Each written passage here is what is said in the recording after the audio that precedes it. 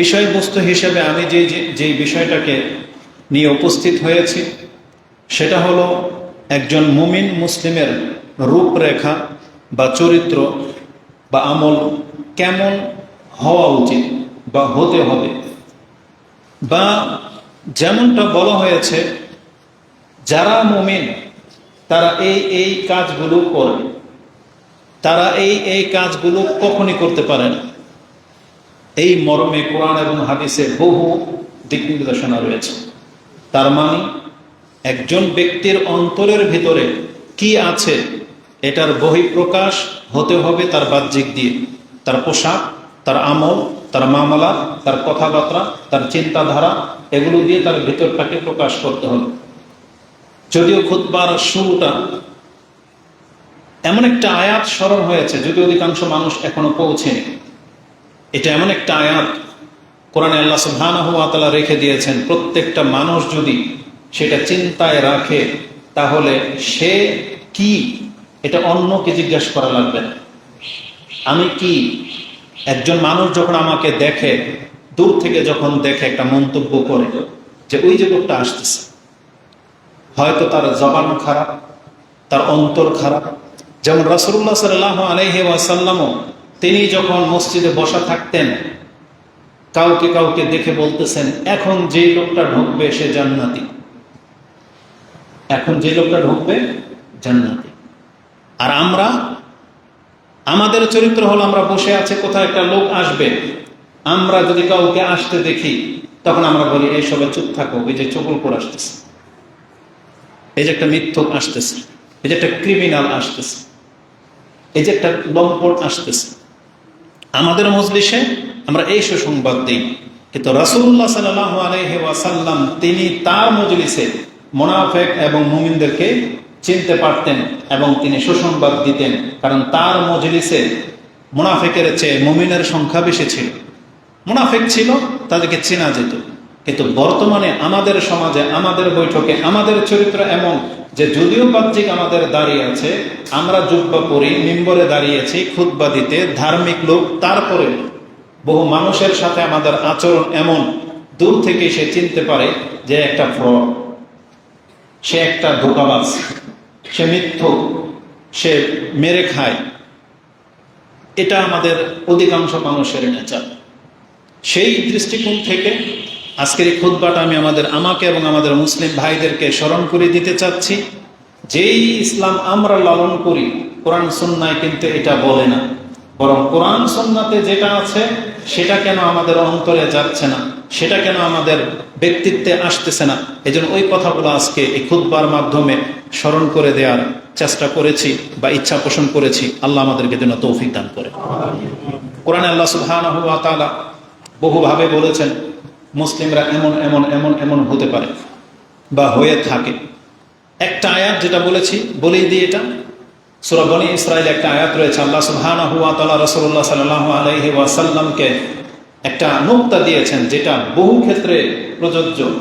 বলেছেন, কুল, হে নবী বলে দেন, কুল্লু ইয়ামালু আলা শাকিলাতিহি ওয়া রাব্বুকুম আ'লামু বিমান হুয়া আহদা সাবিলা।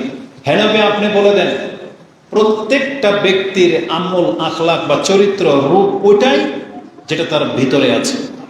আলা শাকিলাতি মানে সে ওই রকমই যেমনটা তার ভিতরের অবস্থা। তার মানে একটা লোক যদি দাঁড়িয়ে রেখেও মিথ্যা বলে, চুরি করে, নেশা করে, তার মানে আল্লাহ সুবহানাহু ওয়া তাআলা বোঝাতে চেয়েছেন এটা তার বাহ্যিক রূপ না, বরং এই আচরণটা যে করলো এটাই সে, মূলত এটাই ভিতরে, খোলসের ভিতরে এই লোকটাই আছে। একটা দাড়িওয়ালা লোক যখন 6 বছরের মেয়েকে দর্শন করলো, মসজিদের ইমাম হুজুর একটা দলের ক্যান্ডিডেট, তার মানে এই যে বাহ্যিক যে রূপটা, তাহলে এটা ও না। আল্লাহ কি বলতেছেন, ওই যে কাজটা করলো মূলত ওর ভিতরে এইটাই হচ্ছে এটা, কিন্তু খোলসটা হচ্ছে একটা হুজুরের। যেমন আমরা অধিকাংশ মানুষের আমাদের রূপটা হচ্ছে ধার্মিক, কিন্তু আমাদের আচরণ মাঝে মাঝে বলে দেয় যে আসলেই কি আমরা আমাদের পোশাকের মতো ধার্মিক কিনা। আমাদের ফজরের সালাত বলে দিবে আমি আর আপনি কেমন মুসলিম। আমাদের একজনের সাথে মামলাত, লেনদেন করলে, চুক্তি ডিট করলে, ওয়াদা করলে, আমানত দিলে বোঝা যাবে যে আমি আর আপনি কোন জাতের মুসলিম। এই জন্য ভাষাগুলো আমি এভাবে ব্যক্ত করতেছি। তো আল্লাহ সুবহানাহু ওয়া তাআলা আমাদের মুমিন মুসলিমদেরকে একটা রূপরেখা টেনে দিয়েছেন। একজন ব্যক্তিকে যখন আঁকতে বলেন না যে একটা দৃশ্য আঁকো, তখন আপনার মগজ, আপনার মিজাজ, বা আপনাকে যখন একটা আর্টিস্টের কাছে যান যে আপনি কি চাচ্ছেন, আপনার ঘরটাকে কিভাবে সাজিয়ে দেব, তখন আপনি এক এক করে বলেন, সে আর্টিস্ট আপনার চাহিদা অনুযায়ী এঁকে দেয়। আল্লাহ সুবহানাহু ওয়া তাআলা মুমিনদের একটা রূপরেখা এঁকেছেন যে মুমিন হবে এমন, কেমন? মুহাম্মদুর রাসূলুল্লাহ সাল্লাল্লাহু আলাইহি সাল্লাম যেমন। আল্লাহ সুবহানাহু ওয়া তাআলা চেয়েছিলেন মুমিন হবে এমন যেমন আবু বকর, ওমর, ওসমান, সাহাবায়ে কেরাম। এটা একটা রূপরেখা। তার কথা এমন, তার ভাষা এমন, তার চরিত্র এমন, তার আমল এমন, তার আখলাক এমন, তার চিন্তা এমন।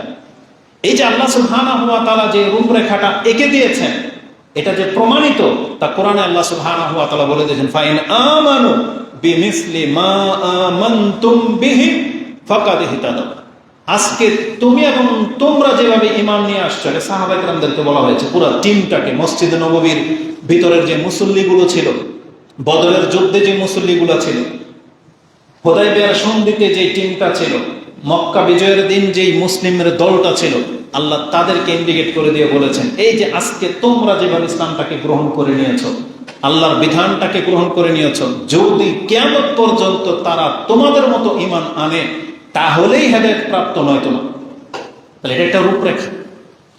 তাহলে যেই রূপরেখার মধ্যে আল্লাহ সুবহানাহু ওয়া তাআলা বহু কিছু রেখেছেন, যে মুসলিম চেহারাটা হইতে হবে দাড়িওয়ালা, মুখের মধ্যে মেসওয়াক থাকবে, দুর্গন্ধ থাকবে না, পোশাকটা হইতে হবে এইরকম, টাকনার নিচে যেতে পারবে না, মহিলাদের হবে পর্দাওয়ালা, তাদের ঘরগুলো হবে এমন, তারা কথাবার্তা বলবে এইভাবে, তারা লেনদেন করলে জীবনে কোনোদিন তার ওয়াদা চুক্তি ভঙ্গ করবে না, সে মিথ্যা বলবে না, মিথ্যার জায়গায় আশ্রয় দেবে না, পাপীকে আশ্রয় দেবে না। মানে এই যে রূপরেখাগুলো, আপনি তো এমন না যে জানি না। তা আসুন সেই ভঙ্গিমা থেকে কিছু কথা আপনাদেরকে স্মরণ করিয়ে দিই। কোরআনে আল্লাহ সুবহানাহু ওয়া তাআলা একটা মুসলিমের, মুমিনের রূপরেখা টেনেছেন এইভাবে। আল্লাহ বলেছেন, মুমিন তো তারা, তাদের অবস্থা হবে কেমন? আল্লাযীনা ইউমিনুনা বিল গায়ব, তারা গায়েব সম্পর্কে একবারে দৃঢ় ইয়াকিন রাখে। মানে আল্লাহ যা নাজিল করেছেন, কোরআন এবং সুন্নাতে যা আছে, আল্লাহ যা যা বলেছেন, মুহাম্মদ সাল্লাল্লাহু আলাইহি ওয়াসাল্লাম গায়েব সম্পর্কে আমাদেরকে যে তথ্যই দিয়েছেন, আমাদের বিবেক সেটা গ্রহণ করতে পারুক বা না পারুক, আমাদের চিন্তা চেতনা তার অনুভূতি বুঝতে পারুক বা না পারুক, কিন্তু অন্তর মেনে নেবে। মানে বিবেকে ধরে না কথা, এটা কিভাবে হলো, কিন্তু অন্তর মেনে নেবে, মেনে নিতে বাধ্য। বিবেক দিয়ে মুসলিম কোনোদিন কাজ করে না, মানে বিবেককে কাজে লাগায় না, বা বিবেককে প্রাধান্য দেয় না, বরং সে তার শিক্ষাকে প্রাধান্য দেয়। তাকে যা শিক্ষা দেওয়া হয়েছে সে ওইভাবেই শিখবে, বিশ্বাসের উপরে ভিত্তি করে। এর একটা এক্সাম্পল নিয়ে নেন। আপনি আপনার বাচ্চাকে নিয়ে বসেন, আপনার বাচ্চাকে বলতেছেন 2 এ 2 এ 4, এ বাচ্চাটা শিখলো, আর বিবেকে কিন্তু এটা ধরে নেই। আপনি কি জানেন? আজকে নতুন লাগবে আপনার কাছে কথাটা। আপনার বাচ্চা 2 এর নামটা বলতেছে, 2 এ 2 এ 4, এটাও মুখস্থ করে নিয়েছে, বিশ্বাস করে নিল, কিন্তু তার বিবেক দিয়ে এটাও বুঝে নাই এটা কিভাবে বলবো। এই জন্য অঙ্কে কাঁচা, ওকে অঙ্কে বারবার বুঝাই হয়। অনেক সময় রেগে যায়, 5 থেকে 3 বাদ দিলে 2 থাকে, এটা তোমার মাথায় ঢোকে না? আপনি 10 বার বলার পরে এই কথাটাকে বলতেছেন। আপনার জন্য এত সহজ, কিন্তু ওর জন্য এত সহজ না কেন? ও বুঝতেছে না কিভাবে হয়, আটকে যান। তার মানে তারপরেও যখন দ্বিতীয় দিন ওকে জিজ্ঞেস করবেন 2 দিয়ে কত, ও নির্দ্বিধায় বলে দেবে 4। ও কিন্তু বোঝে নাই, কিন্তু মেনে নিল কেন?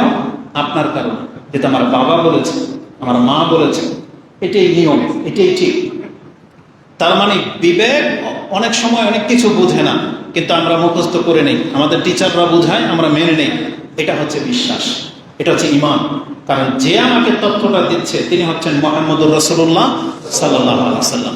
যেই কথাটা আছে কোথায়? কোরআনে। তার মানে আমাদের রবের কালাম। আমার বিবেক ধরুক আর না ধরুক, আমার এই সূত্র মেনে নিতে হবে। আল্লাহ সুবহানাহু ওয়া তাআলা বলেছেন, মুমিনরা গায়েবে বিশ্বাসী। তারা যে কোনো গায়েবের তথ্য সম্পর্কে তাদেরকে যা দেওয়া হবে নির্দ্বিধায় তারা মেনে নেবে। কারণ কথাটা যখন মুহাম্মদ সাল্লাল্লাহু আলাইহি ওয়াসাল্লামের মুখ থেকে বেরিয়েছে, কথা আর হেরফের হওয়ার কিছু নেই। এটা খুতবা চলতেছে, খুতবা। এটা কি চলতেছে? প্রবলেম কি? এটা খুতবা।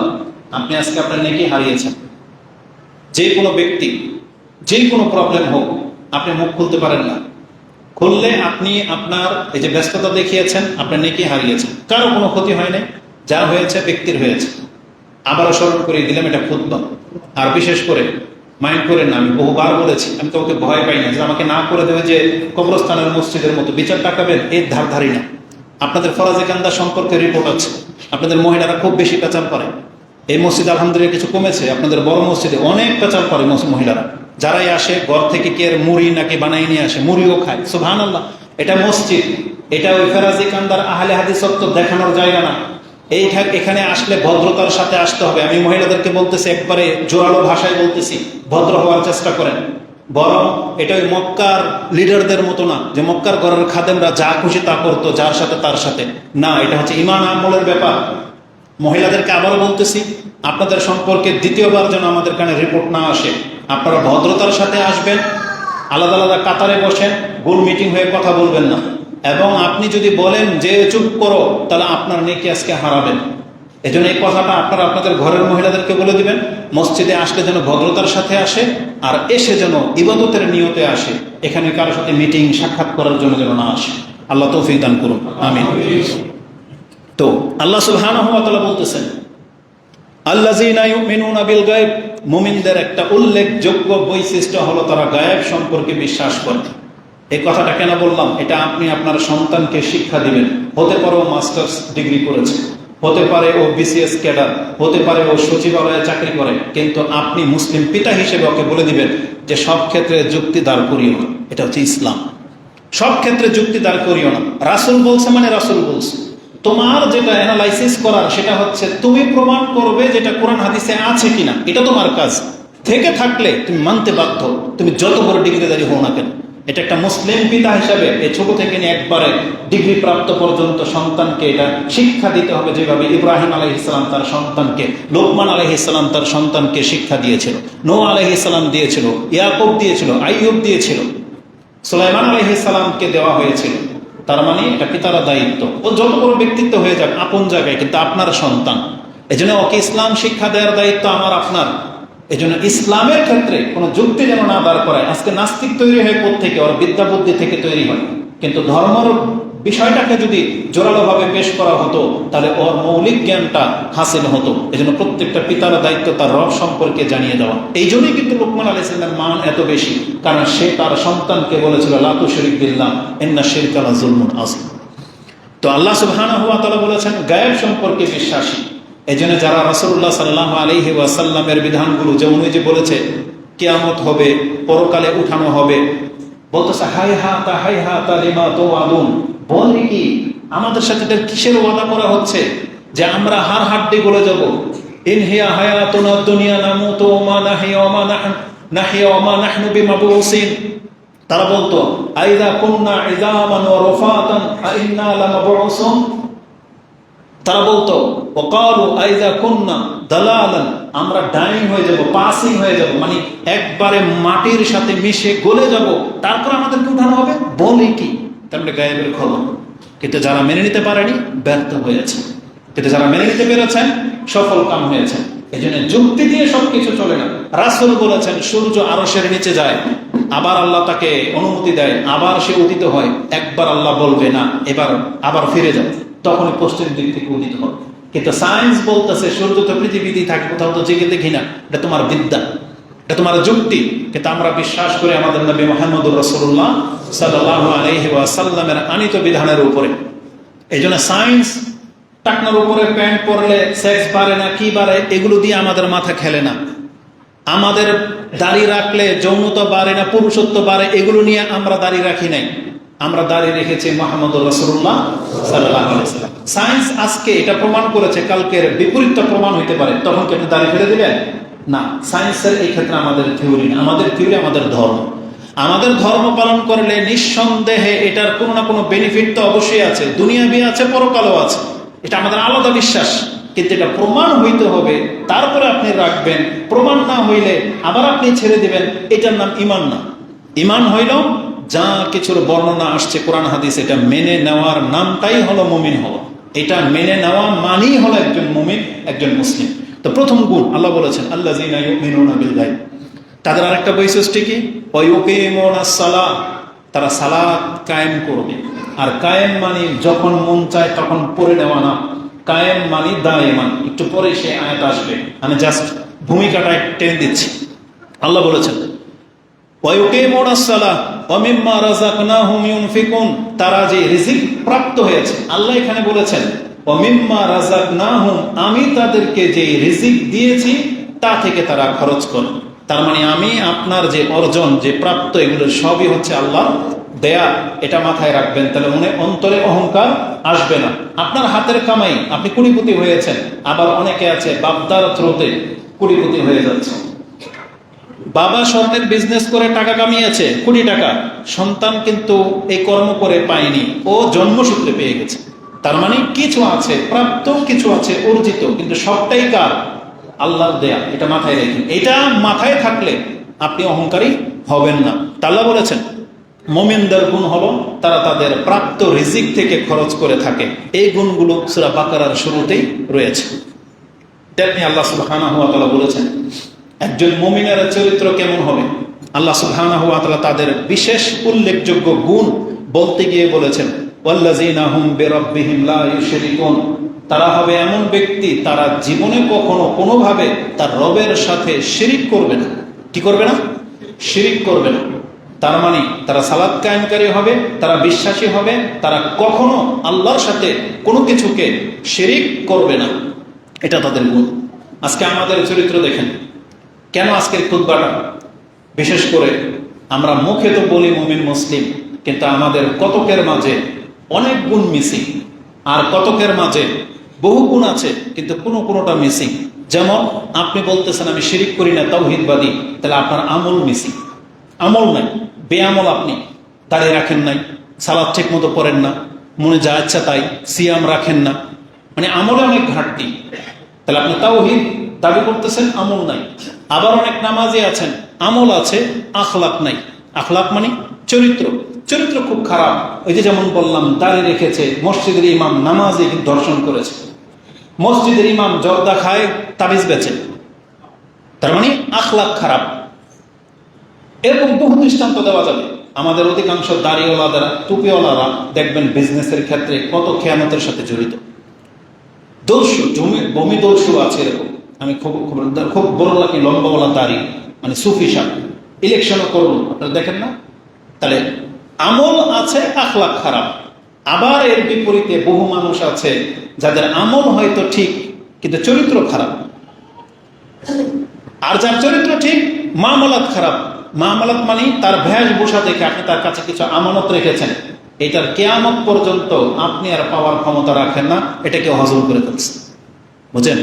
ওয়াদার কোনো ঠিক নাই, কথা বললে মিথ্যা বলে যখন তখন, ওয়াদার কোনো ঠিক নাই। তাহলে এই যে চরিত্রগুলো, মান্যত করলে মান্যত পুরো করে না, না, এগুলো মুমিনের বৈশিষ্ট্য হতে পারে না।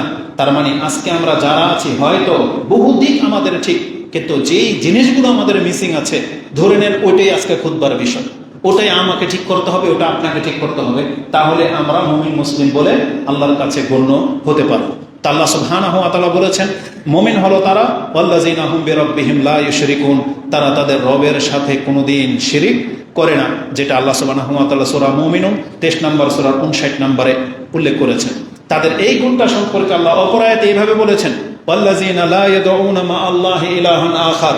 মুমিন তো তারা কোনোদিন আল্লাহর সাথে অন্য কোনো গায়রুল্লাহর সংস্পর্শে যায় না, অন্য কোনো গায়রুল্লাহর কাছে তারা আহ্বান করে না, সাহায্যের জন্য আবদার করে না, তারা সেখানে গিয়ে মাথা ঢুকায় না। ওয়াল্লাযীনা লা ইয়াদউনা মা আল্লাহি ইলাহান আখার, তারা আল্লাহর সাথে অন্য কাউকে ডাকে না। তারা মানে একমাত্র তারা আল্লাহকে ডাকে। জীবনের সব চাহিদা, সব ইচ্ছা, সব ক্ষোভ, সব ভালোবাসা, সব রাগ, সব আল্লাহর সাথে, অন্য কার সাথে তার কোনো ডিমান্ড নেই, সব কিছু আল্লাহর সাথে। তারা কি করে না? আল্লাহ রাসূল সাল্লাল্লাহু আলাইহি ওয়াসাল্লামকে জানিয়ে দেওয়া হয়েছে ওয়ালা ইয়াকতুলুনা আন-নাফসাল্লাতী হারামাল্লাহু ইল্লা বিল হক। মুমিন তো তারা যারা বিনা হকে, আল্লাহ যাকে হারাম করেছেন এমন কোনো ব্যক্তিকে তারা হত্যা করতে পারে না। আজকে আমাদের মুসলিম সমাজের মধ্যে আয়াতটা ফিট করে দেন। অধিকাংশ মানুষ মুশরিক, অধিকাংশ মানুষ সামান্য কিছু থেকে কিছু হলে কাউকে না কাউকে হত্যা করে দিচ্ছে। রাসূলুল্লাহ সাল্লাল্লাহু আলাইহি ওয়াসাল্লাম তো বলেছেন ওয়ায়াফশুল হারাজ, হত্যা বেড়ে যাবে।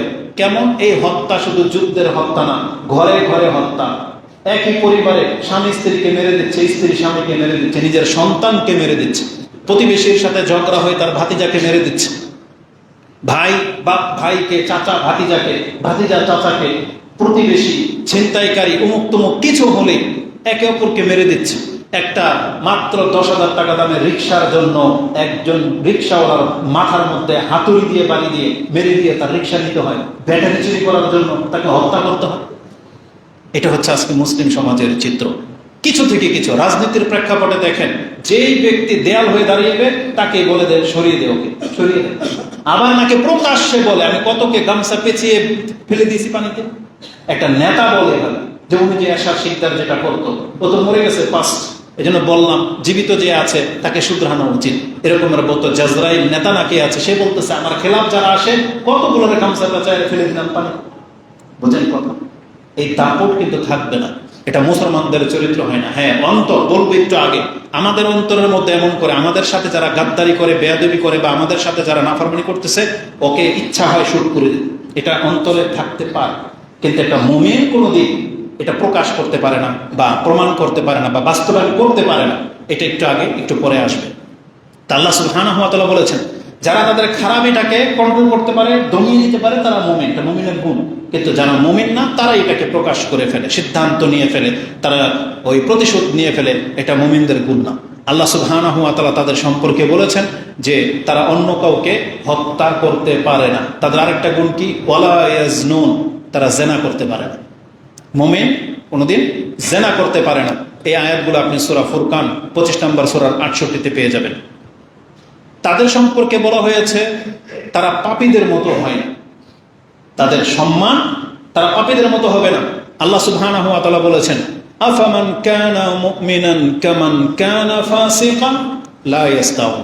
কি মনে করো একজন মুমিনের সাথে আল্লাহ যে আচরণ করবে, একটা পাপীর সাথেও কি আল্লাহ সে আচরণ করবে? লা ইস্তাউন, এই দুজনের মান তো সমান না।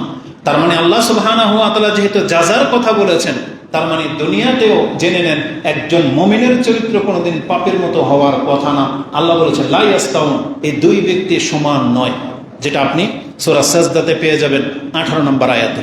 আল্লাহ সুবহানাহু ওয়া তাআলা মুমিনদের গুণ সম্পর্কে বলতেছেন, মুমিন মুমিনের ভাই বা মুমিন মুমিনের বন্ধু হয়, আর অপরদিকে মুনাফিক মুনাফিকের ভাই, মুনাফিক মুনাফিকের বন্ধু হয়। ইহুদি নাসারা যেমন একে অপরের বন্ধু হয়, তাহলে মুনাফিক মুনাফিকের বন্ধু হয়। মুমিন কোনোদিন মুনাফিকের বন্ধু হইতে পারে না, আর এটা হওয়া উচিত নয়। আল্লাহ নিষেধ করেছেন। কেন? কারণ আল্লাহ সুবহানাহু ওয়া তাআলা বলেছেন মুনাফিকরা মুনাফিকদেরকে খারাপ কাজের আদেশ করবে, কোনোদিন ভালো কাজের আদেশ করে না। যেমন সূরা তাওবার মধ্যে আল্লাহ বলেছেন আল মুনাফিকুনা ওয়াল মুনাফিকাতু বা'দুহুম মিন বা'দ, তারা একে অপর থেকে, মানে মুনাফিকের থেকে মুনাফিকের জন্ম। মুনাফিক মুনাফিককে আশ্রয় দেবে, মুনাফিক মুনাফিককে কাজে লাগাবে, মুনাফিক মুনাফিকের সাথে বসবে, একসাথে বন্ধুত্ব, খাওয়া দাওয়া, সম্পর্ক সব হবে। এদের রেজাল্ট কি? আল্লাহ সুবহানাহু ওয়া তাআলা বলেছেন ইয়ামুরুনা বিল মুনকার, তাদের স্বভাব হলো তারা মানুষকে খারাপ কাজের আদেশ করে।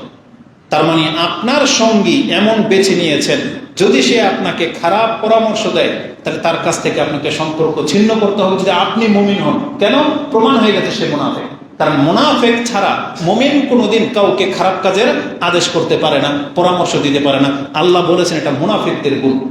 ইয়ামুরুনা বিল মুনকার, তারা মানুষকে খারাপ কাজের আদেশ করে, ওয়া ইয়ানহাউনা আনিল মা'রুফ, এবং তারা মানুষকে ভালো কাজ থেকে বাধা দেয়। এটা হচ্ছে মুনাফিকের চরিত্র। আমাদেরকে আল্লাহ সুবহানাহু ওয়া তাআলা বলেছেন অপরদিকে মুমিনের গুণ কি?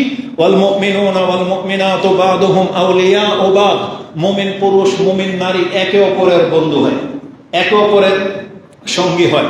ইয়ামুরুনা বিল মা'রুফ, তারা মানুষকে ভালো কাজের আদেশ করে, যেখানে মুনাফিকরা মানুষকে অন্যায় কাজের আদেশ করে। তাহলে মুমিন মুমিনদেরকে ভালো কাজের আদেশ করবে। ওয়া ইয়ানহাউনা আনিল মুনকার, এবং তারা একে অপরকে খারাপ কাজ থেকে নিষেধ করবে। এখন এইটা আমাদের সমাজের মধ্যে ঘরে এবং ব্যক্তিত্বে ফিট করে দেখি। আমাদের ঘরে এমন মহিলাকে বিয়ে করেছেন বা এমন পুরুষের সাথে বিয়ে হয়েছে, দেখেন তো আপনাদের মধ্যে কি হয়। ভালো কাজের আদেশ আদান প্রদান হয় না খারাপ কাজের আদেশের আদান প্রদান হয়? যদি খারাপ কাজের আদেশের আদান প্রদান বেশি হয়, তাহলে আপনাকে বুঝে নিতে হবে আপনাদের এই সংসারের মধ্যে একটা মুনাফিকের সাথে হচ্ছে। স্বামীকে যদি স্ত্রী ভালো কাজের আদেশ না দেয়, আপনাকে বুঝতে হবে একটা মুনাফিককে নিয়ে আপনি ঘর করতেছেন। স্বামী যদি স্ত্রীর কাছ থেকে ভালো উপদেশ না পায়, তাহলে বুঝতে হবে এটা মুনাফিক। আর স্ত্রীকেও বুঝতে হবে যে স্বামী তাকে পর্দার কথা বলে না, নামাজের কথা বলে না, চরিত্র ঠিক করার কথা বলে না, তার মানে সেটা মুনাফিকের সাথে আছে। যে তাকে উলঙ্গ করে পার্টিতে নিয়ে যেতে চায়, সে একটা মুনাফিকের সাথে ঘর করতেছে। এটা আপনি মাথায় রাখতে হবে।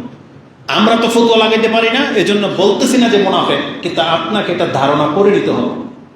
কারণ একটা ঘটনা, ওই হাদিসটা আজকে এখানে উট করা উচিত ছিল, কিন্তু এখন মনে পড়লো। একজন সাহাবিয়া, তার কোনো অসুস্থ হতো না, তার লং টাইম কোনো অসুস্থ হইতে দেখে নেই। তখন তার স্ত্রী নাকি অনুভব করলো যে আমি কি একটা মুনাফিকের সাথে ঘর করতেছি।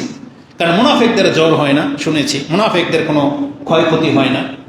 তখন তিনি বলতেছেন আমি রাসূলুল্লাহ সাল্লাল্লাহু আলাইহি ওয়াসাল্লামের কাছে পরামর্শ চাইতে যাব। তখন তাকে নিয়ে যাওয়ার পথে ওই সাহাবী উষ্টাকে তার নোকটা উঠে যায়। তখন সেই স্ত্রী বলতেছে যে চলো, আমাদের কাজ হয়ে গেছে, আমরা বাসায় ফিরে যাবো। তো বলছো তুমি কিছু জিজ্ঞেস করতে যেতা? বলতেছে না, আমার উত্তর পেয়ে গেছি। তো তার মানে তারাদের ভয়, ওমর রাদিয়াল্লাহু তাআলা এটা ভয় পায়নি যে হুযায়ফা মুনাফিকের লিস্টের মধ্যে কি আমার নাম আছে কিনা, ভয় পায়নি এটা। কিন্তু আমাদের কোনো ভয় আছে? আমি হইলাম পাক্কা মুমিন আর জাতি হইল মুনাফিক, এটা হচ্ছে আমাদের চরিত্র। অথচ আপনি মিথ্যা বলেন, অথচ আপনি দুর্নীতি করেন, আপনার ওয়াদা ঠিক নাই, আপনি অন্যটা মেরে খান, তারপরে বলে আপনি মুমিন। তো কেন হয়েছে আমাদের এই চরিত্র? আমাদের চিন্তাশীল না হওয়ার কারণে। আল্লাহ সুবহানাহু ওয়া তাআলা বলেছেন ইয়ামুরুনা বিল মারুফ ওয়া ইয়ানহাউনা আনিল মুনকার। এটা হচ্ছে মুমিন মুমিনাতদের বৈশিষ্ট্য। আল্লাহ বলেছেন তারা কি করবে? ওয়া ইউকিমুনাস সালাহ, তারা মিলে সালাত কায়েম করবে। তার মানে ঘরের একজন নামাজ একজন বেনামাজি এমন হবে না। আজকে যারা সুফি, যতগুলা সুফি এসেছেন, আপনি কি খুঁজে নেবেন না আপনার স্ত্রী সালাত পড়ছে কি করে না, বরং বলে আসছেন তুমি রেডি হও, আমি নামাজ পড়ে আসি। যেটা আপনার অনুষ্ঠান আছে, পার্টি আছে, গিয়ে দেখবেন যে খুব সুন্দর করে একবারে ওই যে গায়ে হলুদের শাড়ি পরে আপনার ওয়াইফ রেডি, আপনি নামাজ পড়ে তাকে নিয়ে যাবেন পার্টিতে। অথচ কি জিজ্ঞেস করবেন না যে তুমি কি সালাত পড়েছো কিনা, জিজ্ঞেস করবেন। অথচ আল্লাহ বলতেছেন মুমিনদের বৈশিষ্ট্য হলো ওয়ায়ুকিমুনাস সালাত, তারা সালাত কায়েম করবে, আর ওয়ায়ুতুনাজ যাকাত, তারা যাকাত প্রদান করবে, ওয়ায়ুতিউনাল্লাহ ওয়া রাসূলাহ, তারা উভয়ে আল্লাহ এবং তার রাসূলের অনুসরণ করবে। এটা হচ্ছে মুমিনদের বৈশিষ্ট্য। উলাইকা সায়ারহামুহুমুল্লাহ, আল্লাহ বলেছেন এই ধরনের ব্যক্তি যারা আছে তোরা অপেক্ষা করে, এই খুব শীঘ্রই আল্লাহ তোমাদের গ্রহণ করবে। আল্লাহ সুবহানাহু ওয়া তাআলা আমাদেরকে জানিয়ে দিয়েছেন। তা আজকে জাযা পেশ করার বক্তব্য দেব না, আমি শুধু গুণগুলো প্রকাশ করতেছি। জাযাটা কি হইতে পারে আপনি কোরআন পড়েন, আপনি পেয়ে যাবেন। তা আল্লাহ সুবহানাহু ওয়া তাআলা আমাদেরকে বলেছেন যে মুমিন এমন এমন এমন এমন হতে পারে বা এমন হওয়া তাদের উচিত। তারপর আল্লাহ সুবহানাহু ওয়া তাআলা যেহেতু বলেছেন মুনাফিক মুনাফিকের বন্ধু হয়, ইহুদি খ্রিস্টানরা একে অপরের বন্ধু হয়, আমাদেরকে নিষেধ করেছেন না, মুমিন কোনোদিন কোনো ইহুদি নাসারা, কোনো কাফের শিয়া বেঈমান কাদিয়ানীকে কোনোদিন বন্ধুরূপে গ্রহণ করতে পারে না। আল্লাহ সুবহানাহু ওয়া তাআলা বলেছেন ইয়া আইয়ুহাল্লাযীনা আমানু লা তাত্তাখিযুল ইয়াহুদা ওয়ান নাসারা আউলিয়া, তোমরা খবরদার কোন ইহুদি এবং খ্রিস্টানকে বন্ধুরূপে কিন্তু গ্রহণ করবে না। বাদুহুম আউলিয়া উবাদ, কারণ তারা একে অপরের বন্ধু হয়, তোমরা তাদেরকে বন্ধুরূপে গ্রহণ করতে চেও না, অলিরূপে গ্রহণ করো না। তারপর আল্লাহ কি বলেছেন ওয়ামাইয়াতাওয়াল্লাহুম, যে তাদের দিকে মুখ করবে, তাদের দিকে ঘুরবে, তাদের দিকে ঝুঁকবে, মিনকুম তোমাদের মধ্য থেকে। আল্লাহ বলে না যে তোমরা সব কাফের হয়ে গেছো, মুমিনই। আল্লাহ এখন আমাদেরকে মুমিন বলেই স্বীকৃতি দিচ্ছে। তবে তোমাদের মুসলিমের ঘর থেকে যদি কোনো ব্যক্তি তাদের দিকে মুখ করে, তাদের দিকে ঝোঁকে, আল্লাহ বলেছেন ফাইন্নাহু মিনহুম, তাহলে আমি ধরে নেব তুমিও তাদের অন্তর্ভুক্ত। যদি তোমার জন্মটা মুসলিম ঘরে হয়ে গেছে কিন্তু তুমি হইলা তাদের সন্তান, যদি তোমার জন্ম বাংলাদেশে কিন্তু তোমার গাদ্দারির কারণে প্রমাণ হচ্ছে তুমি হচ্ছে মুনাফিকের রাষ্ট্রের, তাদের এজেন্ডা হয়ে তুমি কাজ করো। ঠিক মুসলিমদের চরিত্র তাই, যে মুসলিমের ঘরে জন্ম হওয়ার পরেও আমরা ইহুদি খ্রিস্টানদের এজেন্ডা হয়ে কাজ করতেছি। আল্লাহ সুবহানাহু ওয়া তাআলা বলেছেন ফাইন্নাহু মিনহুম, তাহলে আমি তোমাকে তাদের অন্তর্ভুক্ত বলে গণ্য করব। ইন্নাল্লাহা লা ইয়াহদিল কওমাজ জালিমিন, আল্লাহ কোন জালিম সম্প্রদায়কে হেদায়েত দান করেন না। এটা আল্লাহ সুবহানাহু ওয়া তাআলা সূরা মাইদার 5 নম্বর সূরার 11 নম্বর আয়াতে উল্লেখ করেছেন। তো এইভাবে বহু দিক কোরআন এবং হাদিসে উল্লেখ করা হয়েছে মুমিন এটা করতে পারে না, মুমিন এটা করতে পারে, মুমিনের বিশ্বাস এটা, মুমিন এটা খেতে পারে না, মুমিন হলে এটা করতে হবে, এটা করতে হবে। এইভাবে একাধিক আয়াত রয়েছে। আমি আপনাকে বলতে চাই এরকমের শত দিক আছে।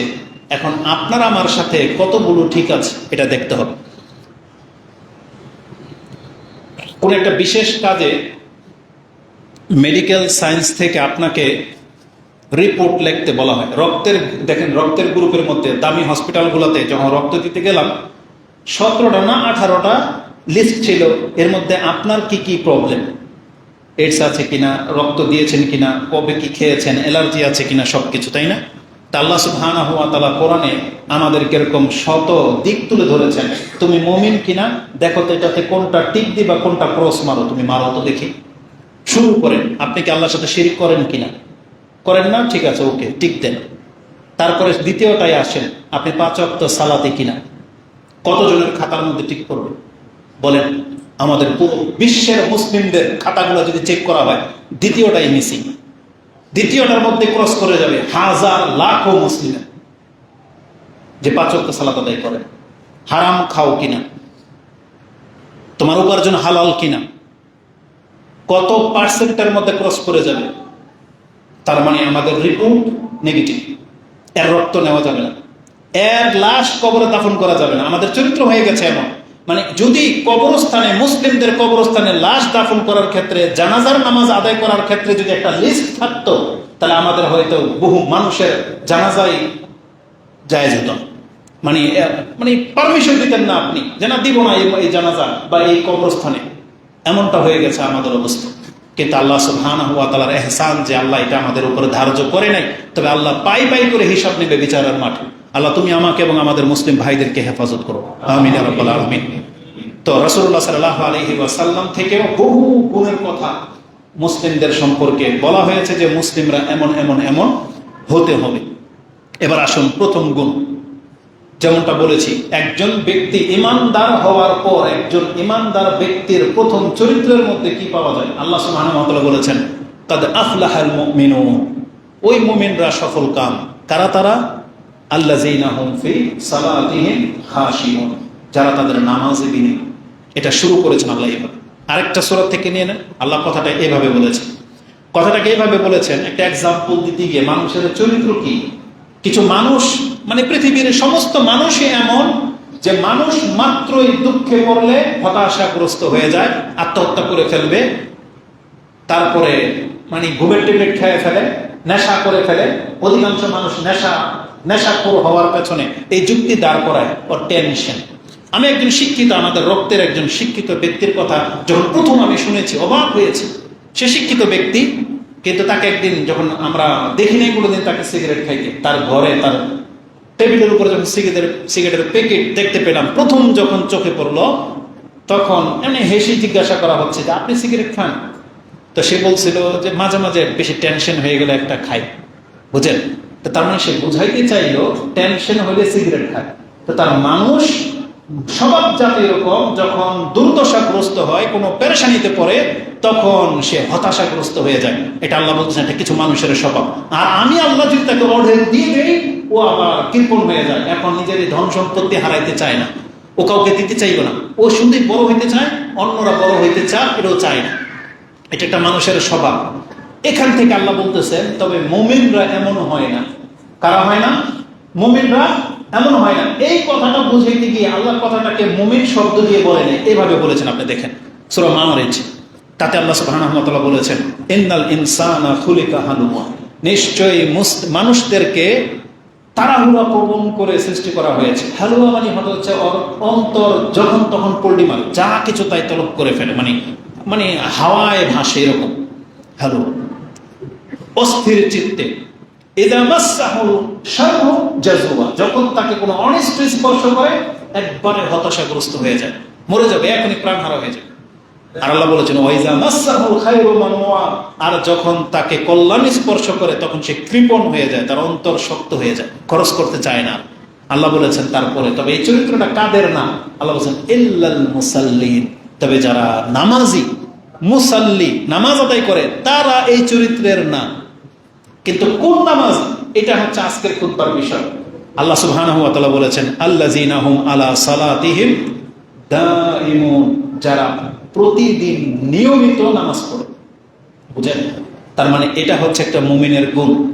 একটা নামাজি মুমিন ব্যক্তি যে নিয়মিত নামাজ পড়ে, ইচ্ছা হইলে পড়লো, ভালো লাগতেছে পড়তেছি, ভালো লাগে না পড়লাম না, একটু মাথা ব্যথা, পড়লেন না, অফিস থেকে আসছেন, থাক আজকে নামাজটা পড়া লাগবে না।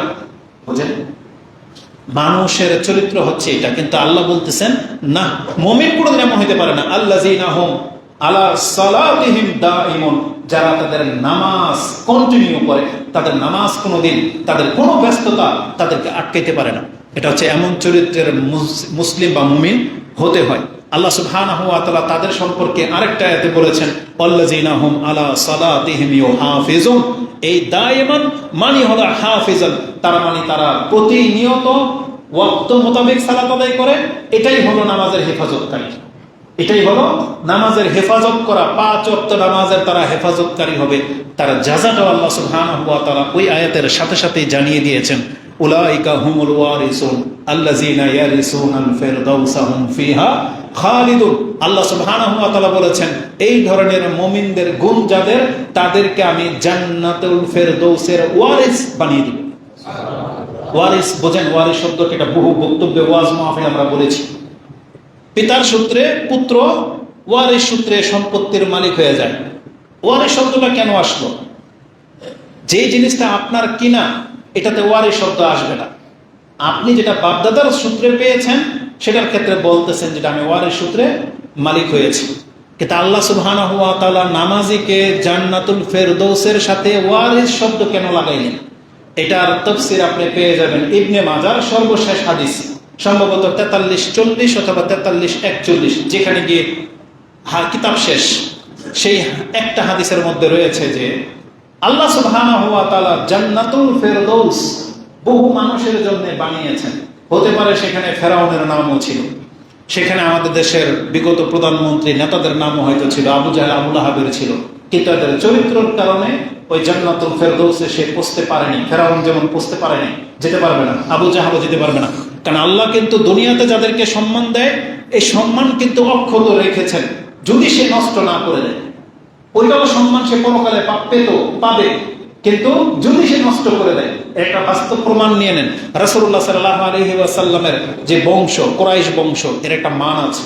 আপনি জানেন এখন পর্যন্ত একটা নিয়ম যে বিশ্বের নেতৃত্ব দেবে, নেতা হবে, এককভাবে যদি নির্ণয় করা হয়, তাহলে প্রথম দেখতে হবে পৃথিবীতে কুরাইশ বংশের কেউ আছে কি, সে হবে লিডার। কারণ মদিনাতে যখন ওই যে ইখতিলাফ দেখা দিল, তখন আবু বকর রাদিয়াল্লাহু তাআলা কিন্তু এই কথাটাই বলেছিল যে রাসূল বলেছেন নেতৃত্ব দেবে কুরাইশ।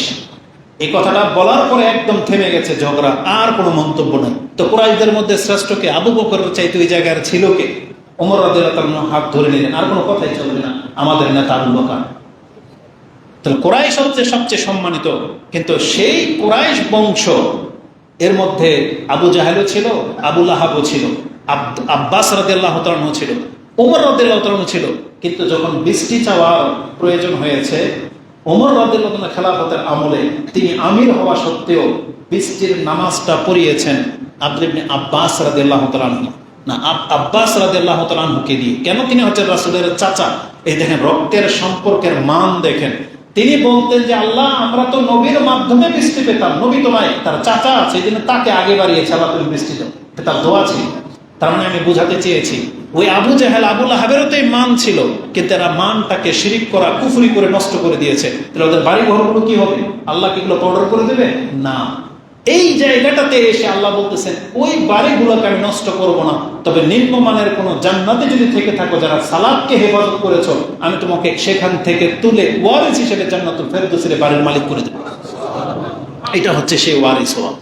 তাহলে নামাজকে হেফাজত করেন, নামাজের হেফাজত অত্যন্ত জরুরি। এটা মুসলিমের জীবনের এর চাইতে দামি কোনো ইবাদত নাই, এর চাইতে বড় কোনো ডিউটি নাই। যত দ্রুত আপনি বিষয়টাকে বুঝতে পারবেন, তত বেশি আপনার জন্য কল্যাণ। আল্লাহ সুবহানাহু ওয়া তাআলা বলেছেন মুমিনরা কোনোদিন বেনামাজি হইতে পারে না, কোনোদিন হইতে পারে না। তাদের অনেক বড় একটা গুণ হচ্ছে তাদের রিজিকের ব্যাপারে, তারা রিজিকের ব্যাপারে সচেতন হবে। তারা যা ইচ্ছা তাই খেয়ে ফেলতেছে, এটা একটা মুমিনের শানের সাথে যায় না, এটা মুমিনের শানের সাথে যায় না। এই জবানটা যখন বলবে লা ইলাহা ইল্লাল্লাহ, এটাকে হারাম থেকে আটকে ফেলতে হবে, হারাম থেকে আটকে ফেলতে হবে। জবান দিয়ে আল্লাহর নাম উচ্চারণ করবেন, আপনি হারাম খাবেন জেনে শুনে, না, এটা চলবে না। সেটা নেশাদার বস্তু হোক, হারাম কোনো উপার্জনের জিনিস হোক, অথবা খাদ্যটাই হারাম হোক, চুরির হোক, এমন কোনো জিনিস থেকে আমাদের জবানকে হেফাজত করতে হবে। আমাদের জবানকে মিথ্যা থেকে ঠেকাইতে হবে। আমাদের রিজিকের ক্ষেত্রে আমাদেরকে খুব বেশি সোচ্চার হতে হবে। আল্লাহ কিন্তু একটু ইঙ্গিতে বলিয়ে দিয়েছেন, একটা হাদিসে আছে হারাম করে দোয়া কবুল হয় না। আর আল্লাহ মুমিনদের গুণ সম্পর্কে সাত যুবকের কথা উল্লেখ করেছেন। ওই গুহাতে যারা আশ্রয় নিয়েছিল, তাদের 300 বছর পরে যখন জ্ঞান ফিরেছে, তখন খিদা লেগেছে, তারা প্রথম যা ইচ্ছা তাই খেতে চায় নাই। তারা বলেছিল,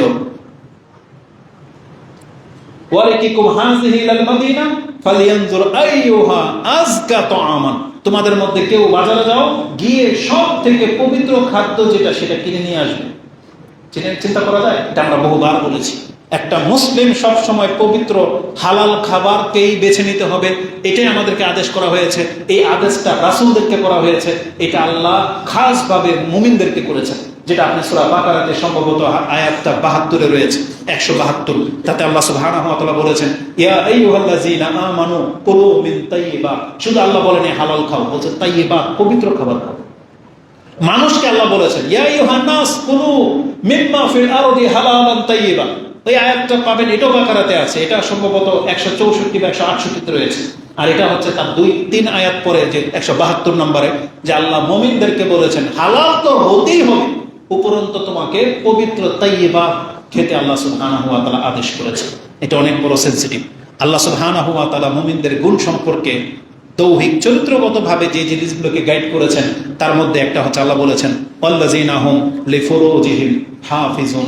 মুমিনদের গুণ তো হলো তারা তাদের লজ্জাস্থানকে হেফাজত করবে, ইল্লা আলা আজওয়াজিহিম, তবে তাদের স্ত্রীদেরকে ছাড়া, কারণ তাদের স্ত্রীদের সাথে তাদের লজ্জাস্থান ব্যবহার করা তাদের জন্য হালাল করা হয়েছে।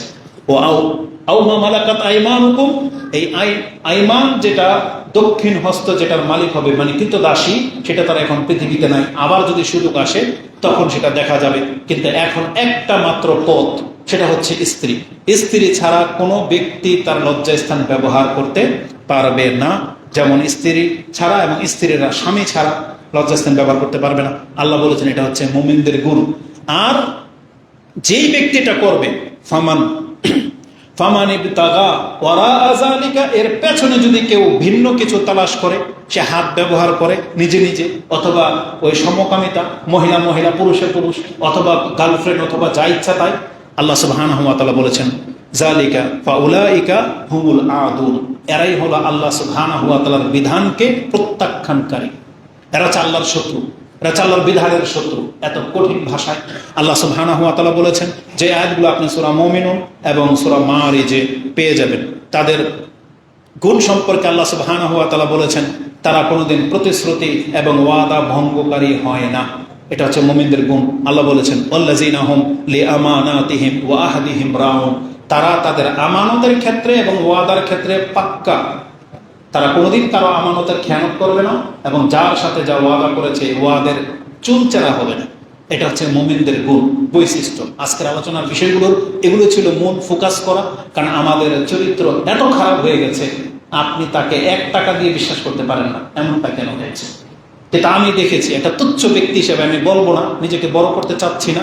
আমি দেখেছি বর্তমানে একজন বিশ্বস্ত ব্যক্তিকে মানুষ হন্য হয়ে ঘোরে, যার প্রতি তাদের বিশ্বাস হয়ে যাবে, তাদেরকে কয়েক কোটি টাকা দিয়ে বিশ্বাস করতেছে, অথচ যার প্রতি বিশ্বাস হয় না তাকে 10 টাকা দিতে তারা নারাজ।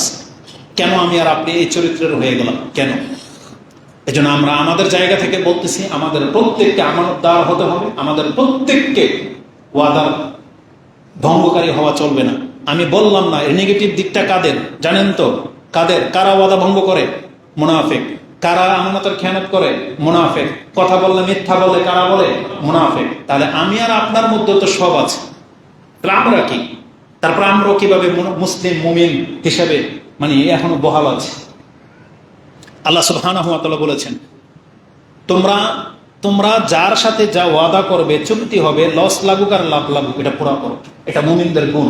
আল্লাহ বলেছেন, ওয়াউফু বিল আহদ, যার সাথে ওয়াদা করে কারো করা হয়ে গেছে, যতটা ওয়াদা করা হয়েছে এমন কি আমাদের সালাফগণ বলেছেন, কেউ যদি বাসা থেকে বের হওয়ার সময় সে তার স্ত্রী বা বাচ্চাদের সাথে যদি কোনো ওয়াদা করে থাকে, একটা ডিমান্ড করেছে যে একটা চিপস কিনে দিয়ে যাও, বলছেন ঠিক আছে আমি আসার সময় নিয়ে আসবো, একটা মুসলিম কোনোদিন এটাকে ইগনোর করতে পারে না, এটাকে হালকা করে দেখতে পারে না। যদি আপনার নিজের সন্তান, হতে পারে 10 টাকার একটা ব্যাপার, হতে পারে 10 টাকার ব্যাপার, কিন্তু আপনার চরিত্রের বহিঃপ্রকাশ হচ্ছে আপনি আপনার ওয়াদাটাকে স্মরণ রাখবেন। আপনি বলেছিলেন বাচ্চাদেরকে যে আমি তুমি পাশ করলে এটা তোমাকে দেব, তাহলে ওয়াদা করার আগে চিন্তা ভাবনা করে করবেন পুরা করতে পারবেন কিনা, আর করে ফেললে প্রাণ যাক কিন্তু ওয়াদা ঠিক থাকুক, এটা মুসলিমদের দাবি হইতে হবে। আমাদেরকে আমাদের ওয়াদা এবং আমানতের ক্ষেত্রে খেয়াল রাখতে হবে। আল্লাহ বলেছেন ওয়াউফু বিল আহদ, তোমরা ওয়াদাকে, অঙ্গীকারকে, এগুলোকে পূর্ণ করবে। ইন্নাল আহদা কানা মাসউলা, কারণ তুমি যতগুলো ওয়াদা করেছো এগুলোর প্রত্যেকটার জবাবদিহিতা রয়েছে কিয়ামতের মাঠে, এর জবাবদিহিতা রয়েছে, যেটা আপনি সূরা বনী ইসরাঈলের 34 নম্বর আয়াতে পেয়ে যাবেন। আল্লাহ সুবহানাহু ওয়া তাআলা বলেছেন তারা তাদের কথায় সত্যবাদী হয়ে থাকে, মুমিন কোনোদিন মিথ্যাবাদী হইতে পারে না।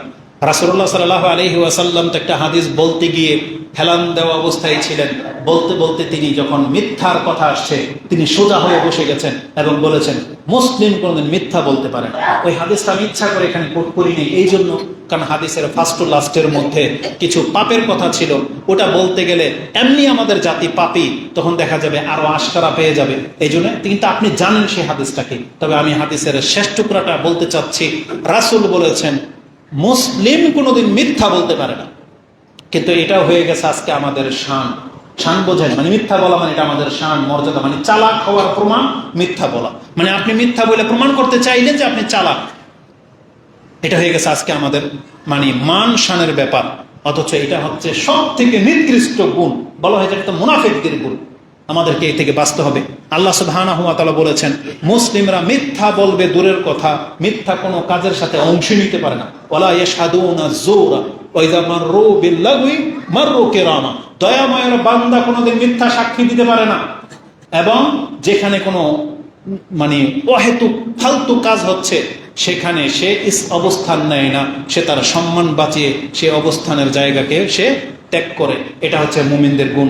এভাবে হাজারো গুণ কোরআন এবং হাদিসের মধ্যে রয়েছে।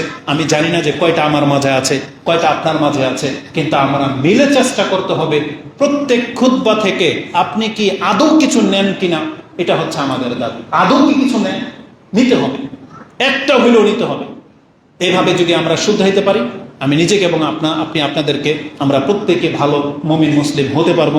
আমাদেরকে প্রতিনিয়ত আল্লাহর কাছে তৌফিক কামনা করতে হবে। আমিন ইয়া রাব্বাল আলামিন। তারা তাদের কথায় সত্যবাদী হবে, এটাই বলেছি। এই যে যে কথাগুলো বললাম, এখন এর সার সংক্ষেপ বলে দিই, যেহেতু খুতবার সময় লম্বা হয়ে যাচ্ছে। একটা হাদিসকে কেন্দ্র করে রাসূলুল্লাহ সাল্লাল্লাহু আলাইহি ওয়াসাল্লাম তিনি হাদিসটি বিদায় হজের পরে, মক্কা বিজয়ের, বিদায় হজের আগে মক্কা বিজয়ের দিন তিনি এটা বলেছিলেন। ইবনে ওমর রাদিয়াল্লাহু তাআলা আনহু তিনি বলেন আন্না রাসূলুল্লাহ সাল্লাল্লাহু আলাইহি ওয়াসাল্লাম খাতাবান নাস ইয়াউমা ফাতহি মক্কাহ, মক্কা বিজয়ের দিন তিনি মানুষের কাছে ভাষণ দিয়ে বলেছিলেন ইয়া আইয়ুহান নাস, হে মানুষ সকল, ইন্নাল্লাহা কাদ আযহাবা আনকুম উবাইয়াতাল জাহিলিয়াহ ওয়া তাযুমাহা বিআবাইহা ওয়া ফি রিওয়ায়াতিন ওয়া ফাখরাহা বিল আবাই। হে মানুষ, আল্লাহ সুবহানাহু ওয়া তাআলা এই তো ইসলামের মাধ্যমে জাহিলিয়াতের দুর্গন্ধ, জাহিলিয়াতের দ্বন্দ্ব, অহংকার, দাবি, ডিমান্ড আল্লাহ সুবহানাহু ওয়া তাআলা তোমাদের কাছ থেকে দূর করে দিলেন।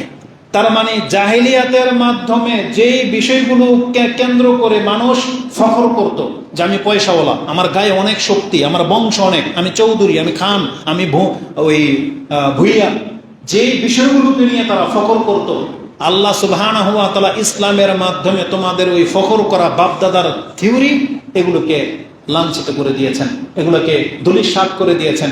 এখন আর কেউ ওই জাহিলিয়াতের মতো যে আমি চৌধুরী, আমি উমুক তুমুক, আমি কুরাইশ বংশের, এটাকে আল্লাহ সুবহানাহু ওয়া তাআলা ইসলামের মাধ্যমে থামিয়ে দিয়েছেন। এখন আর কেউ বাপদাদার এই ডাকতে পারবে না, আমি শেখ পরিবার, আমি উমুক পরিবার, আমি শহীদ পরিবার, এইসব চলবে না, এটা ইসলাম থামিয়ে দিয়েছে। এবং ওয়াফাখরাহা বিল আবাই, বাপ দাদাকে কেন্দ্র করে, আমার বাবা উমুক ছিল তুমুক ছিল, লিডার ছিল, এমপি ছিল, যেটাই ছিল, এর দোহাই দিয়ে আপনি রাজত্ব কায়েম করে ফেলেছেন, ইসলাম এটাকে থামিয়ে দিয়েছে। তারপরের ভাষাগুলো আপনি ভালো করে স্মরণ রাখেন। রাসূল বলেছেন ফান্নাসু রাজুলানে, মানুষ সাধারণত দুই চরিত্রের হয়ে থাকে। তার মানে পুরো পৃথিবীর মানুষ ইসলামের যুগে দুই চরিত্র বলে গণ্য হবে, জান্নাতি না হয় জাহান্নামী। জান্নাতি না হয় জাহান্নামী, মাঝামাঝিতে কোনো পথ নাই। রাসূলুল্লাহ সাল্লাল্লাহু আলাইহি সাল্লাম বলেছেন মানুষ দুই রকমের হয়, মুমিনুন আর ফাজিরুন, হয় মুমিন হয় আর পাপী হয়। দেখেন এখানে মুসলিমের এগেইনস্টে মুমিন ঈমানকে আনা হয়েছে, আর এর বিপরীতে পাপীকে আনা হয়েছে। তার মানে সব পাপ করলে ঈমান যায় না, কিন্তু এত কঠোর শব্দ ব্যবহার করা হয়েছে যে মুমিন হলে তাকে পাপ থেকে বেঁচে থাকতে হবে। রাসূলুল্লাহ সাল্লাল্লাহু আলাইহি সাল্লাম বলেছেন মানুষ দুই জাতের হয়, মুমিনুন আর হচ্ছে ফাজিরুন। তারপরে ভাষাটা তিনি এইভাবে বলেছেন মুমিনুন তাকিয়ুন, এক শ্রেণীর মানুষ হয় মুমিন আল্লাহ ভীরু। মানে মানুষ কেমন হইতে হবে, মানে ইসলামের যুগে তো আছেন, এখন হয় আপনাকে এই পথে আসতে হবে, ডান পথে আসতে হবে। ডান পথে আসলে কি করতে হবে? মুমিন মুত্তাকি হইতে হবে, মুমিনুন তাকিয়ুন। আর বিপরীত দিকে যারা আছে ফাজিরুন শাকিয়ুন, তার মুমিন যদি হন তাহলে আপনি আল্লাহ ভীরু হইতে হবে, আর যদি আপনি পাপী হন, ফাজের হন, শাকিয়ুন, তাহলে আপনি হতভাগ্য হবেন। শাকু হচ্ছে হতভাগা হওয়া। আর আল্লাহ বলেছেন লা ইয়াসলাহা ইল্লাল আশকা, জাহান্নাম এমন একটা জায়গা সেখানে হতভাগা ছাড়া আর কেউ যাবে না। তার মানে নিজেকে হতভাগা বানায়েন না। আপনি মুসলিমের ঘরে জন্ম হয়েছেন, মুত্তাকি থেকে থাকেন। এই হাদিসটা কি আবু দাউদে এইভাবে আছে, তিরমিজিতে ভাষা এরকম বাররুন তাকিয়ুন কারীমুন আলাল্লাহ, যেই ব্যক্তি সৎ কর্মশীল আল্লাহ ভীরু হবে সে আল্লাহর কাছে এখন সম্মানিত হতে পারবে। আর অপরদিকে ওয়াফাজিরুন শাকিয়ুন হাইয়ুন আলাল্লাহ, আর যেই ব্যক্তি পাপী হবে সেই ব্যক্তি আল্লাহর কাছে নিন্দনীয়, লাঞ্ছিত হবে। ফয়সালা হয়ে গেছে। এখন আপনি কি আল্লাহর কাছে সম্মানিত হতে চান? তাহলে ইসলামের বিধানটাকে মেনে নেন, এই এই এই এই চরিত্রগুলোকে মেনে নেন, এই এই বদ কাজগুলোকে ছেড়ে দিতে হবে। আর না হয় ওই যারা পাপী হবে তারা মন্দ হবে আল্লাহর কাছে কিয়ামতের মাঠে। তারপর রাসূলুল্লাহ সাল্লাল্লাহু আলাইহি সাল্লাম বলেছেন আন্নাসু বানু আদম, আদম তো মানুষ তো আদমের মধ্য থেকে, ওয়া খালাকাল্লাহু আদামা মিন তুরাব, আর আল্লাহ আদমকে তো বানিয়েছে মাটি থেকে। তার মানে আমাদের অস্তিত্বই মাটি, তাহলে আমরা কেন অহংকার করব? এটাই রাসূলুল্লাহ সাল্লাল্লাহু আলাইহি ওয়াসাল্লাম বুঝাতে চেয়েছিলেন। তারপরে বলছেন এই শিক্ষা পাওয়ার পরেও যদি কেউ, এই শিক্ষা পাওয়ার পরেও যদি কেউ বরত্ব, ওই অহংকার দেখায়। একটা হাস্যকর কথা বলি আপনাকে, হাস্যকর কথা, বেশি দূরে যেতে হবে না। আমাদের নবীগঞ্জ, বুঝছেন, নবীগঞ্জ আমরা যাদেরকে মুশরিক মনে করি, এরা নিজেকে কি মনে করে শোনেন? এরা হলো মাজারের খাদেম। এরা কি? ওখানে একটা খাদেম পাড়া নাকি আছে। আমি নারায়ণগঞ্জের সন্তান, জীবনও জানি না যেরকম খাদেম পাড়া বলতে কিছু আছে। এই খাদেম পাড়ার একটা মেয়ে, মহিলা, কোরআন হাদিসের বক্তব্য হয়তো শুনে ওনার বিয়ের প্রয়োজন বা কিছু বলতেছে, পাত্র দেখার কথা। তা আমি আবার নবীগঞ্জের কোনো একটা ছেলের তত্ত্ব তাকে দিলাম যে এরকম একটা ছেলে আছে কোরআন সুন্নাহওয়ালা। তো তাদের বাড়ি সম্ভবত আমাদের ওই ভাইদের বাড়ির কাছে, কাবিলার মোড়। এই খাদেম বাড়ির মেয়ে কি বলতেছে আমাকে জানেন? যে এদের কাছে তো আমাদেরকে বিয়ে দিবে না, কারণ আমরা তো উচ্চ বংশওয়ালা, মানে আমরা হইলাম এখানকার, মানে আমাদের স্টেটটা উঁচু। সুবহানাল্লাহ। আমি বললাম আপনার মধ্যে আজ পর্যন্ত কোরআন সুন্নাহর সামান্য জ্ঞান ঢুকে নাই? কোরআন সুন্নাহর মহিলা যদি কোনো ব্যক্তি এটা বলে যে আমরা হইলাম খাদেম বাড়ির, এই মুশরিক বাড়ির মাইয়া, আমাদের মর্যাদা বেশি, আমাদেরকে তাদের কাছে বিয়ে দিবে না, এটা হিন্দু আনার চাইতে কোনো কিছু কম? তো হঠাৎ করে কথাটা মনে পড়ে গেল, আজও পর্যন্ত আমাদের বাংলাদেশের জাতির মধ্যে, আরে পুরো বাঙালি জাতিটাই তো আরবের কাছে তুচ্ছ। আরবের কাছে পুরো বাঙালি জাতিটাকে ওরা কোনো চেতনার মূল্যায়ন করে? তাহলে আমাদের মধ্যে আবার এরকম আছে। সুবহানাল্লাহ। তো হিন্দু আনা পর্যন্ত ফেল হয়ে যাবে। তো খুব মানে আক্ষেপ হইল, দুঃখ লাগলো যে আমরা আছি কই, মানুষ কি চিন্তা নিয়ে বাঁচে আর আমরা কোথায় আছি? না আমাদের বংশ পরম্পরা আছে, না বাপদাদা এমন কোনো অস্তিত্ব রেখে গেছে যে আজ পর্যন্ত মাথা উঁচু করে দিয়ে কথা বলার যোগ্যতাই হইল না। কি বলুন? আলহামদুলিল্লাহ, হয়তো বা আমরাও তাদের মতো অহংকারী হয়ে যাইতাম। আলহামদুলিল্লাহ আমাদেরকে হেফাজত করেছে। যারা বংশ মর্যাদা নিয়ে গৌরব করেন তাদের রেজাল্টটা শোনেন। যদি আপনি মুসলিম না হন, যদি আপনি আল্লাহ ভীরু না হন, আপনার মধ্যে যদি তাকওয়া না থাকে, যদি আপনি জান্নাতি না হন, তাহলে আপনার রেজাল্টটা কি হবে শোনেন। রাসূলুল্লাহ সাল্লাল্লাহু আলাইহি সাল্লাম বলেছেন লা ইয়াদাআন্না রিজালুন ফাখরাহুম বিআকওয়ামিন, যদি তারা তাদের জাতির ব্যক্তিদেরকে নিয়ে গর্ব করা বন্ধ না করে, তাহলে তোমরা এতদিন যাদেরকে নিয়ে অহংকার করতা, ওই আবু জাহেল, আবু লাহাব, উতবা, শাইবা, তাদের রেজাল্ট কি জানো? রাসূলুল্লাহ সাল্লাল্লাহু আলাইহি সাল্লাম বলেছেন, ইন্নামা হুম ফাহমুম মিন ফাহমি জাহান্নাম, তারা তো এখন জাহান্নামের কয়লা রূপে আছে। যারা বংশ নিয়ে গর্ব করত, বড়াই করত, রাসূল সাল্লাল্লাহু আলাইহি সাল্লামকে যে ব্যক্তি গালি দিয়েছিল এই বংশের মানে বরত্বের কারণে, রাসূল বলেছেন তারা তো এখন জাহান্নামের কয়লা। তোমরা যদি এই রকমের বংশ ওই গৌরব নিয়ে দ্বন্দ্ব ফাসাদ না কমাও, তাহলে তোমাদের অবস্থা তাই হবে, এটা বলেছেন। অথবা তোমাদের অবস্থা কি হবে, আল্লাহর কাছে তোমাদের মান মর্যাদা কি, লা ইয়াকুনুন্না আহওয়ানা আলাল্লাহি মিনাল জিলান। জিলান মানে বুঝেন, রাসূল নিজে বলেছেন ওই পোকা, এটা আমরা দেখেছি আলহামদুলিল্লাহ আমাদের বাংলাদেশে আছে। জিলান আল্লাতি তাদফাউ বিআনফিহা নাতিন, যেই পোকা ময়লা পায়খানা মাথা দিয়ে ঠেলে। আপনি দেখেছেন গোবরা পোকা বলি আমরা, একদম কালো একটা পোকা, ওই মাথার সামনে একটা ময়লা ওরা আহার হিসেবে থাকে, যেটা ময়লা আর কি, পায়খানা, ওটা দেখবেন বলের মতো মাথা দিয়ে ঠেলতে ঠেলতে নিয়ে যাচ্ছে, কালো একটা মোটা একটা পোকা দেখবেন। তাহলে রাসূলুল্লাহ সাল্লাল্লাহু আলাইহি ওয়াসাল্লাম বলেছেন এই পোকাটা কত নিকৃষ্ট যে ময়লা তাও কি দিয়ে ঠেলে, মাথা দিয়ে ঠেলে। যেমন আমাদের চরিত্র কি, আমরা কোনো কিছু ধরলে বাম হাতটা ধরি না, খারাপ কিছু নোংরা কিছু হলে, এটা একটা সম্মান, যেটা আপনি এটা ঘৃণা করতেছেন। ও কতটা লাঞ্ছিত পোকা যে ময়লা তাও কি দিয়ে ঠেলতেছে, মাথা দিয়ে ঠেলতেছে। এই পোকার উদাহরণটা এখানে কেন নিয়ে আসা হয়েছে জানেন? তার মানে রাসূলুল্লাহ সাল্লাল্লাহু আলাইহি ওয়াসাল্লাম বলতেছেন আল্লাহ তোমাদেরকে মুসলিম করেছেন, ইসলাম দিয়ে ধন্য করেছেন, কোরআন নাজিল করেছেন, উম্মতে মুহাম্মদী বানিয়েছেন, আর তোমরা ওই টাকা পয়সা ক্ষমতার ব্যক্তিত্বের বড়াই করবা, তো তোমরা যেন এই পোকার মতো নিকৃষ্ট না হও জাহান্নামে, যে তোমাদের মাথা দিয়ে আল্লাহ ময়লা ঠেলাবে। আল্লাহ যেন এমনটা না করে, আউযু বিল্লাহি মিন যালিক। আল্লাহ সুবহানাহু ওয়া তাআলা আমাদেরকে বলে দিয়েছেন, ইয়া আইয়ুহান নাস ইন্না খালাকনাকুম মিন যাকারিন আও উনসা وجعلناكم شعوبا وقبائل لتعارفوا ان اكرمكم عند الله اتقاكم। আল্লাহ সুবহানাহু ওয়া তাআলার কাছে ওই ব্যক্তি হচ্ছে সম্মানিত যেই ব্যক্তি তোমাদের মধ্যে যারা তাকওয়া সবচেয়ে ভালো। ইন্নাল্লাহা আলিমুন খাবীর, আর আল্লাহ সুবহানাহু ওয়া তাআলা সবার সম্পর্কে জানেন এবং খবর রাখেন। আকুলু লিকাউলি হাযা আস্তাগফিরুল্লাহ লি ওয়া লাকুম ওয়া লিসাইরিল মুসলিমিন ফাস্তাগফিরু ইন্নাহু হুয়াল গফুরুর রহিম।